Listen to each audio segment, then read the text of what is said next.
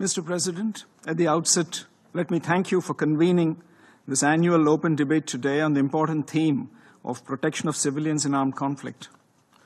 The world is witnessing a surge in armed conflict, and the civilians continue to be victims of such conflicts. It's highly alarming to see that in 2024, as per ICRC records, the number of victims affected by armed conflict has increased, with 56,000 cases registered of missing persons alone.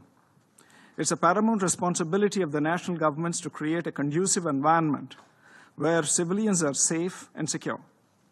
While we acknowledge the national responsibility, we should not ignore the adverse impacts of all forms of terrorism, including those emanating from across borders in today's debate on protection of civilians. It is needless to mention that the terror entities have gained significantly enhanced capabilities by having access to new and emerging technologies, which present us with new threats, particularly to the civilian populations. In this regard, the efforts of the Council and of the international community should be directed at assisting national authorities in developing capabilities and capacities to protect civilians. It's unfortunate that the parties to the armed conflicts continue to attack civilian populations, particularly women, children, and other vulnerable groups, as well as indispensable civilian infrastructure, such as hospitals, by projecting them as legitimate targets. Regrettably, during armed conflicts, civilians, including women and children, are used as human shields for military operations and terrorist activities. Therefore, it is paramount that the international community resolves to take concrete actions towards the implementation of relevant Security Council resolutions that have been previously adopted. Mr. President, any attack on civilians and humanitarian workers is a grave violation of international law, in particular international humanitarian law. The existing legal framework concerning the protection of civilians cannot be overlooked.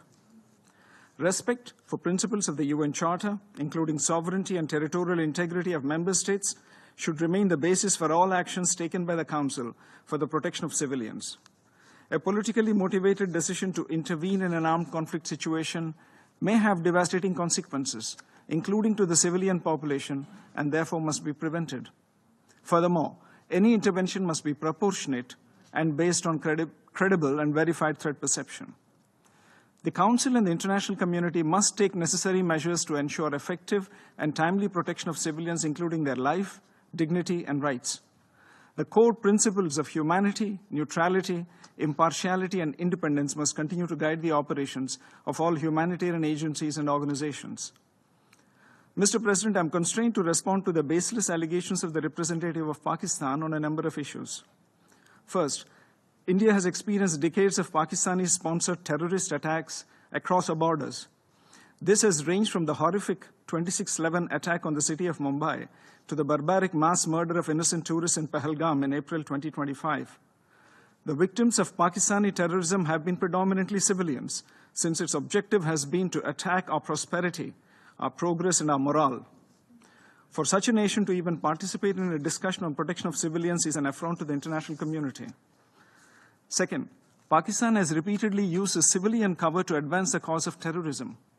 We just recently saw senior government, police, and military officials pay respects at the funeral of noted terrorists targeted by Operation Sindoor. A nation that makes no distinction between terrorists and civilians has no credentials to speak about protecting civilians. Third, earlier this month, the Pakistani army deliberately shelled our border villages, killing more than 20 civilians and injuring more than 80. There was intentional targeting of places of worship, including gurudwaras, temples, and convents, as well as medical facilities. To preach at this body after such behavior is grossly hypocritical. Let us be clear. Protection of civilians should not serve as an argument for protection of UN-designated terrorists. The international community must come together on zero tolerance for terrorism and calling out those who sponsor and defend it.